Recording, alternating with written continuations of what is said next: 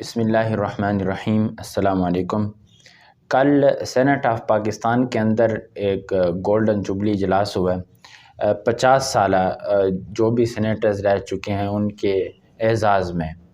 تو جو سابقہ سینیٹرز ہیں انہوں نے بھی خطاب کیے، موجودہ سینیٹرز نے بھی خطاب کیا۔ اس میں بہت اہم باتیں بھی سامنے آئیں، خصوصاً جو اسحاق ڈار صاحب نے بات کی ہے نا، میں اس حوالے سے بڑا پریشان ہوا ہوں اور پریشان ہونے والی بات بھی ہے۔ انہوں نے اشارتاً بہت کچھ بیان کیا۔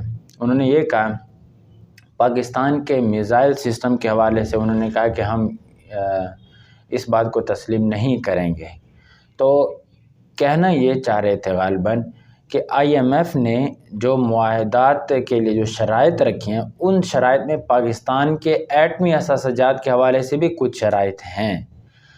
تو جس کو اسحاق ڈار صاحب نے اس انداز میں بیان کیا کہ ہم اس بات کو تسلیم نہیں کریں گے، تو یہ تو بہت خطرناک صورتحال نہیں ہے پاکستان کے لیے؟ یہ آپ اگر اس کے بیک گراؤنڈ پہ جائیں تو یہ کافی عرصہ سے ہی یہ بحث چلی ہوئی تھی، بلکہ اس وقت عمران خان کی حکومت تھی کہ ایٹمی اثاثوں کے حوالے سے، اور پھر عمران خان جب عدم اعتماد ہو گئی تھی تو انہوں نے بھی جلسوں کے اندر ایک دو بار نام لیا تھا، ایٹمی وہ محفوظ نہیں رہیں گے اور اس طرح کی انہوں نے باتیں کی تھی۔ اب دوسری چیز اس کے ساتھ اگر آپ جوڑتے ہیں وہ ہے کہ آئی ایم ایف نے یہ کہا کہ جو سابقہ حکومت کا معاہدہ ہے اس کے اوپر عمل کیا جائے۔ اب سابقہ حکومت کے معاہدے کے اندر ہم تو پہلے ہی کہتے تھے کہ اس میں دو چیزیں بڑی اہم تھیں، ایک اسٹیٹ بینک تھا اور ایک تھا سی پیک، اور تیسری چیز جو تھی وہ یہی تھی آپ کا ایٹمی اثاثہ جات۔ اب وہ دو چیزیں تو انہوں نے منوان اس کے اوپر تو عمل ہو گیا تھا، عمران خان کی حکومت میں ہی اسٹیٹ بینک کے حوالے سے بھی وہ ہو گئی تھی قانون سازی، اور سی پیک بھی آپ کا آفیشلی طور پر جو ہے وہ روک دیا گیا تھا۔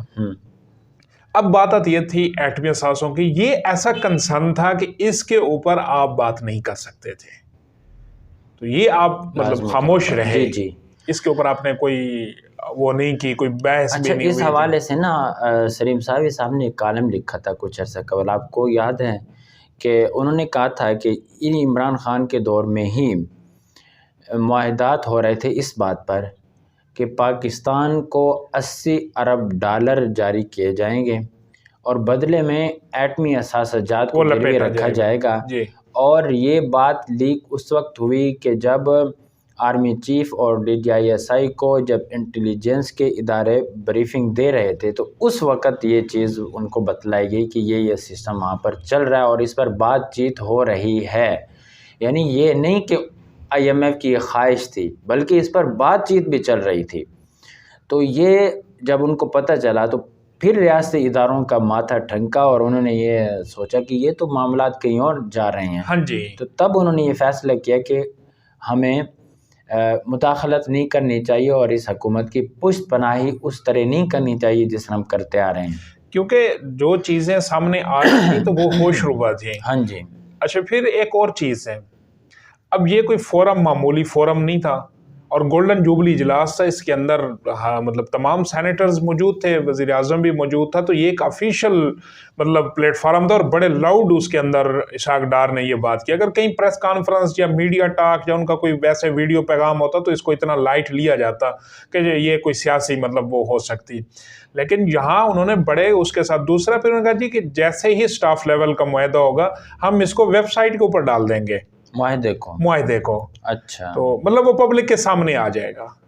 اب سینٹ کی سیٹ کے اوپر آپ کا اس طرح کا پیغام دینا تو یہ بالکل واضح کرتا ہے کہ واقعی پاکستان کو اس چیز کے اوپر وہ شکنجہ کسا جا رہا ہے کہ ان کے پاس جو ایٹمی وہ بچہ ہے اثاثہ، تو اس کو کسی طرح اب جس سچویشن میں پاکستان جا رہا ہے تو اس میں صرف آئی ایم ایم ملوث نہیں ہے، اس کے پیچھے وہی جو پروجیکٹ جو لانچ کیا گیا تھا 2010 سے، تو اس پروجیکٹ کے جو بانیان ہیں وہ بالکل موجود ہیں، نون لیگ کے ذریعے تکمیل چاہتے ہیں جی، لیکن وہ ایسا اب ممکن نظر نہیں آتا جب آپ پبلک کے اندر وہ کنسرن کر دیتے ہیں۔ خود اس کو دیکھیں نا کہ سیاسی انسٹیبلٹی بھی آپ کو نظر آ رہی ہے جی۔ ابھی آج ہی کی خبر ہے، کل کی آج کی، کہ جو تحریک نفاذ شریعت محمدی یعنی جو صوفی محمد کی تحریک تھی، ان کے ایک سرکردہ سوات سے وہ زمان پارک پہنچے ہیں اور ان کے لیڈران کے ساتھ وہ بیٹھے ہوئے ہیں اور برملا ہے. یہ چیز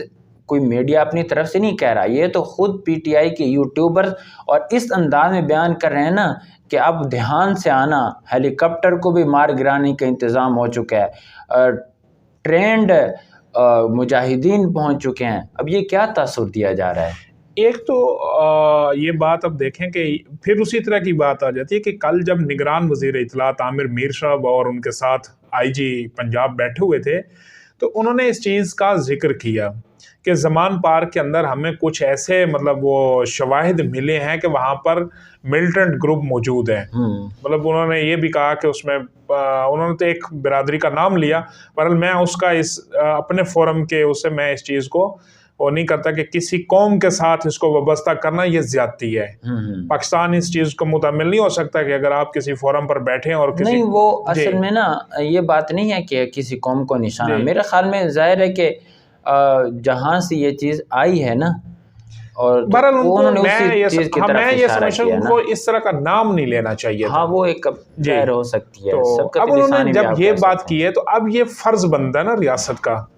اب اس کے اندر جو باقی مزید سلامتی کے ادارے ہیں وہ انوالو ہوں گے, کیونکہ اب یہ بات کی گئی جی وہاں پر ہمیں ملیٹنٹ گروپ ملے ہیں تو پھر اسلحہ بھی ہوگا.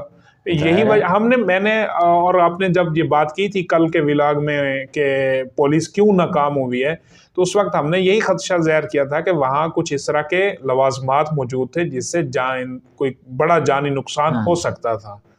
تو یہ صورتحال اب جب آئی جی اور وزیر اطلاعات یہ بیان کر رہے ہیں اور میڈیا ٹاک کے اندر کہہ رہے ہیں تو یہ ایک بڑی سیریس ایلیگیشن ہے. اگر تو واقعی اسی طرح کے یہ حقائق ہیں اور سچ ہے تو پھر میں نہیں سمجھتا کہ پاکستان تحریک انصاف کو کسی قسم کی مصلحت کے تحت سیاست کے اندر مطلب روا رکھا جائے. یہ بالکل ایک ملیٹنٹ گروپ ہے, پھر اس کو بین کر دینا چاہیے. اور اگر یہ بات صرف ہمدردی کی خاطر یا جو فیس سیونگ کے لیے کی گئی ہے کہ پولیس مطلب اگر وہ گرفتار نہیں کر سکی تو یہ انتہائی ایک خطرناک قسم کا. اچھا, جو مجھے لگتا ہے نا وہ یہ کہ یہ اس لیے بات نہیں کی گئی, یہ معلومات پہ مبنی بات ہوگی, کیونکہ اب ان کی ڈاکٹر یاسمین راشدہ صاحب کے آپ نے دیکھے ہیں نا پیٹرول بم کے حوالے سے. پیٹرول بم 1 گھنٹے کے اندر کون تیار کر سکتا ہے؟ مجھے یہ بتائیں نا, ایک تو کنسیپٹ بھی چاہیے ہوتا ہے. مجھے اور آپ کو تو یہ کنسیپٹ ہے ہی نہیں, یعنی ایک عام سیاسی کارکن کو یہ کنسیپٹ تو نہیں ہوتا. دوسرا جب گلگت پولیس کی آپ اگر ویڈیوز دیکھتے ہیں تو وہ مجھے پولیس فیل نہیں ہوتی. میں مطلب اتنی وہ نہیں کرا.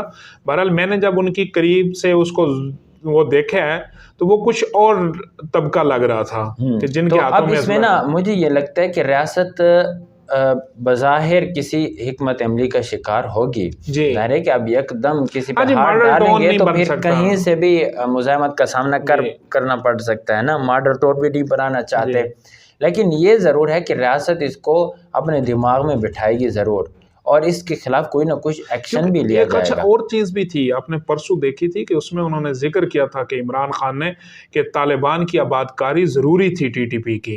ہاں جی, ان کے آفس کھولنے کی بات مطلب ان کا پارلیمنٹ سے منظوری لیے بغیر 200-250 بندے کس نے رہا کیے تھے. تو یہ ساری چیزیں پھر انہیں ساتھ تعلق رکھتی ہیں نا. پھر